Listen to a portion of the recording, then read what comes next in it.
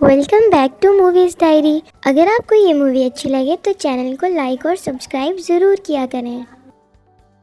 कहानी के शुरू में हम एक बच्चे को देखते हैं जिसका नाम जैक था, जिसके फादर एक फार्मर थे। जैक को कहानियां सुनना काफी पसंद था, खास तौर पर राजा महाराजाओं की कहानियां। एक किंग की कहानी वो काफी शौक से सुना करता था। ये उस टाइम की कहानी है जब एक किंग पूरे कंट्री पर हुकूमत किया करता था और उस किंग के दौर में कुछ पास्टर्स ने बीज बनाए जो आम बीज नहीं थे बल्कि खास किस्म के जादुई बीज थे। और इन बीजों को बनाने का मकसद ये था ताकि वो हेवन यानी जन्नत में जाकर गॉड से मिल सके। और उन्होंने इन बीजों को जमीन में डाल दिया, जिससे काफी लंबा चौड़ा ट्री वहाँ पर उग गया और वो ट्री इतना लेंथी था कि उसकी लंबाई आसमान को छू रही। पास्टर समझ रहे थे कि इस ट्री का रास्ता हेवन की तरफ जा रहा है। और जब वो इस ट्री के ऊपर गए तो उन्हें पता चला कि जमीन और हेवन के बीच एक और दुनिया भी है जो कि काफी खतरनाक जगह है, क्योंकि वहाँ इंसानों से कई ज्यादा बड़े जायंट्स रहते हैं। और जब इन जायंट्स ने इंसानों को वहाँ आते देखा तो वो फौरन समझ गए कि ये तो इंसान है और उन्हें जमीन का रास्ता मिल गया और वो जमीन पर आ गए। और जमीन पर आते ही उन्होंने सब कुछ डिस्ट्रॉय कर दिया और यहाँ तक कि उन्होंने इंसानों को भी मारकर खाना शुरू कर दिया। ये तबाही देखकर किंग के साथियों ने एक जायंट को मार डाला। बाद में पास्टर्स ने उस जायंट का दिल निकाल कर उस पर एक मैजिक किया और उसके दिल से एक जादुई ताज बना दिया। और हैरत की बात तो ये है कि जब किंग उस ताज को पहनकर जायंट्स के सामने गया तो उन जायंट्स ने किंग के सामने अपने घुटने टेक दिए और उन्हीं को अपना किंग बना लिया, क्योंकि उनके पास वो ताज जो था। फिर किंग ने उन जायंट्स को वापस उनकी दुनिया में जाने का ऑर्डर दिया और उन सब जायंट्स के चले जाने के बाद किंग ने उस ट्री को कटवा डाला और उस ट्री के बीजों को किंग ने हमेशा के लिए अपने पास संभाल कर रख लिया। और जब किंग की डेथ हुई तो उनके साथ उस कॉफिन में वो जादुई बीज और ताज हमेशा हमेशा के लिए दफना दिए गए। और ये कहानी जैक के अलावा प्रिंसेस को भी काफी ज्यादा पसंद थी, क्योंकि प्रिंसेस उस किंग की फैमिली में से थी और उनकी मदर हमेशा उनको ये कहानी सुनाया करती थी। फिर हमें 10 साल बाद का सीन दिखाया जाता है जहाँ पर हम जैक को देखते हैं जो कि अब बड़ा हो गया था और वो सिटी में अपना घोड़ा सेल करने के लिए जा रहा होता है। और जब वो सिटी में पहुँचता है तो वो देखता है कि उसी किंग का ड्रामा चल रहा है जिसकी कहानियाँ वो बचपन में सुना करता था और वो भी ड्रामा देखने के लिए अंदर चला जाता है। वहाँ हम एक लड़की को भी देखते हैं जो कि प्रिंसेस थी, जो कि अपना भेष बदल कर वहाँ आई थी और कोई उन्हें पहचान नहीं पाता कि वो प्रिंसेस है। और तभी कुछ लोग प्रिंसेस को परेशान करने लगते हैं। जैक प्रिंसेस को बचाने के लिए आगे बढ़ता है और एक लड़का जैक के मुंह पर पंच मारता है। जैक उन्हें धमकाता है और वो सब अपने घुटने टेक देते हैं। जैक समझता है कि वो लोग उससे डर गए, लेकिन पीछे मुड़कर देखने पर पता चलता है कि प्रिंसेस के साथ ही वहाँ पर आ गए थे और उन लोगों के घुटने टेकने की वजह यही थी और प्रिंसेस उन लोगों के साथ चली जाती है। फिर हमें रॉड्रिक दिखाया जाता है जिसके साथ प्रिंसेस के फादर किंग प्रिंसेस की शादी करना चाहते थे, लेकिन प्रिंसेस उसे पसंद नहीं करती थी और वो उससे शादी करना नहीं चाहती थी। रॉड्रिक देखता है कि उनके स्टडी रूम में सब कुछ बिखरा हुआ है तो वो चेक करता है कि क्या गड़बड़ है और उसे एक गमले में से वही ताज मिल जाता है जो सालों पहले जायंट के दिल से बनाया था, लेकिन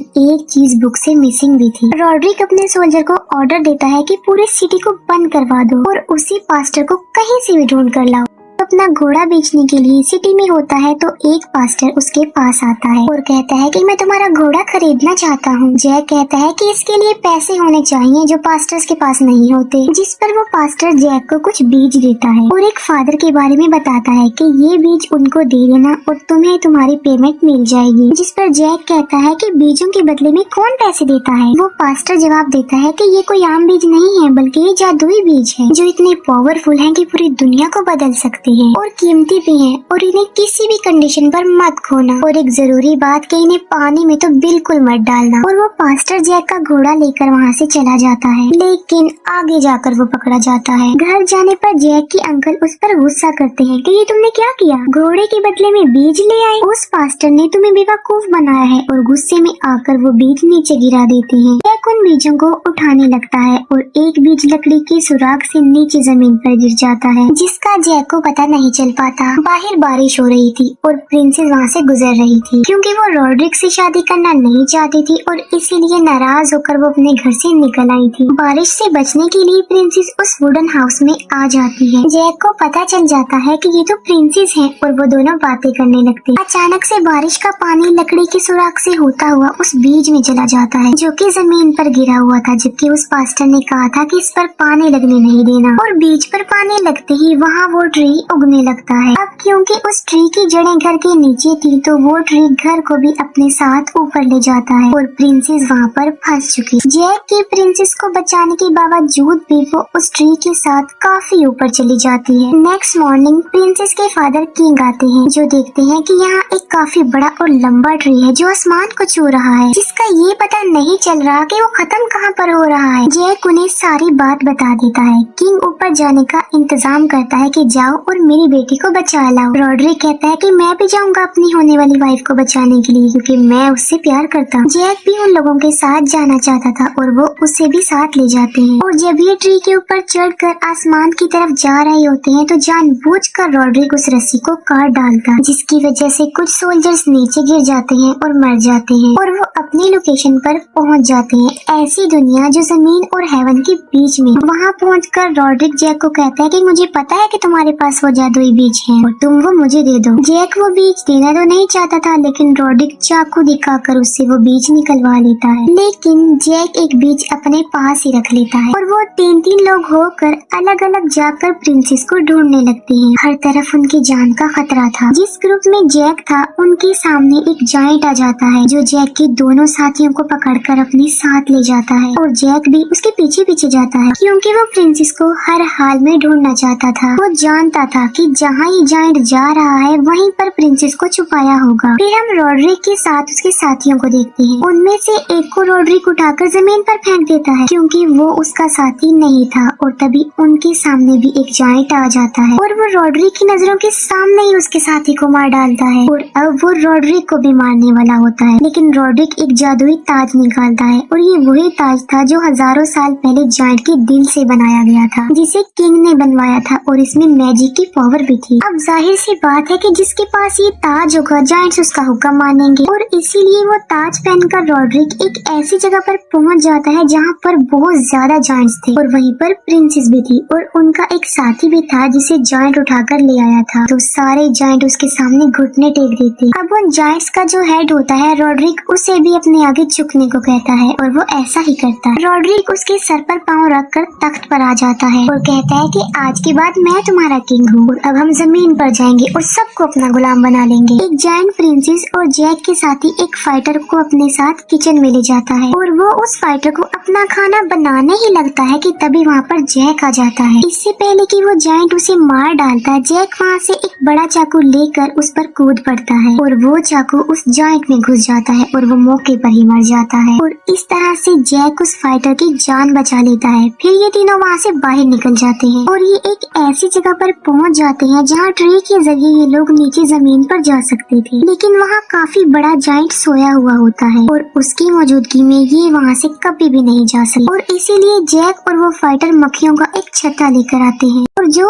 आर्मर मास्क उस जायंट ने पहन रखा था उसे खोलकर वो उन मक्खियों को वहाँ अंदर छोड़ देते हैं, जिसकी वजह से वो जायंट जाग जाता है और अजीब तरह से तड़पने लगता है। और उस जायंट का बैलेंस बिगड़ जाने की वजह से वो नीचे जमीन पर आ गिरता है। नीचे किंग उसे देख लेता है और समझ जाता है कि जायंट अब नीचे आना चाह रही है और वो अपने सोल्जर्स को ऑर्डर देते हैं कि इस ट्री को काट दिया जाए, क्योंकि अगर वो जायंट जमीन पर आ गई तो वो सब कुछ डिस्ट्रॉय कर देंगे और फिर इस तबाही को कोई भी नहीं रोक पाएगा। वो फाइटर जैक और प्रिंसेस को कहता है कि तुम दोनों जमीन पर चले जाओ और मैं यही रुकता हूँ, क्योंकि मैं रॉड्रिक को किसी भी हाल में रोकना चाहता हूँ, क्योंकि अगर वो जमीन पर चला गया तो हर जगह तबाही मचा देगा और मैं उसके इरादे अच्छी तरह से जानता हूँ। और वो फाइटर वहीं पर रुक जाता है और जैक और प्रिंसेस ट्री के जरिए नीचे आने लगते हैं। अब किंग ऐसा चाहता तो नहीं था, लेकिन फिर भी वो ट्री कटवाने लगता है, क्योंकि उसे पता था कि ट्री पूरी दुनिया के लिए खतरा है और तबाही का रीजन बन सकता है। दूसरी तरफ रॉड्रिक अपने जायंट सोल्जर्स के साथ जमीन पर आने की तैयारी कर रहा होता है और वहीं पर वो फाइटर भी छुपा हुआ था। लेकिन इससे पहले कि वो सोल्जर्स अपने बुरे इरादे से जमीन पर जाने लगी, वो फाइटर रॉड्रिक पर अटैक कर देता है और उसे मार देता है और रॉड्रिक के सर से वो ताज वहीं पर ही गिर जाता है। जमीन पर दिखाया जाता है कि सोल्जर उस ट्री को काट चुके थे और वो ट्री आहिस्ता आहिस्ता नीचे आने लगता है। वो फाइटर ट्री के साथ नीचे गिर रहा होता है और दूसरी तरफ जैक और प्रिंसेस भी ट्री के साथ नीचे गिरने लगते हैं, लेकिन वो तीनों बच जाते हैं और वही ताज जायंट्स के हेड को मिल जाता है और वो उसे अपनी उंगलियों में पहन लेता है और सारे जायंट्स उसे अब अपना किंग मान लेते हैं। लेकिन अब ये जमीन पर नहीं जा सकते थे क्योंकि ट्री जो कट चुका था। उन्हें वहाँ एक छोटी सी थैली मिलती है और इस थैली में वही बीज थे और ये